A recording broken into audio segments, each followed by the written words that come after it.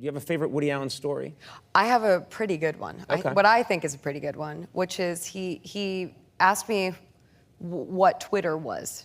Basically, like, to explain Twitter to him. Yeah. And so I was kind of telling him, it's 140 characters, and you kind of write these sentences, and I don't really understand the point unless, like you're a musician and you're sort of advertising a gig, or you're a comedian and you're doing one-liners or something. Right. And he said, well, what's a good example of something that someone has put on Twitter? And so I went on it and I looked and I said, oh, do you know who Joyce Carol Oates is? And he said, yeah, I know her personally. Yeah. I was like, well, of course, because you're Woody Allen. Yeah. So I was looking and I was like, oh, here's a great one. Okay, she wrote,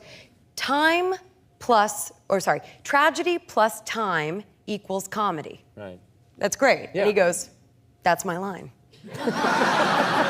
And I was like, what? And he goes, in Crimes and Misdemeanors, Alan Alda, we said it, we did it about 40 times. I don't think she intentionally stole my line. I think maybe she just remembered, but it's very funny. No, I see the point, I see. And I was like, my only example was his own quote. That's great.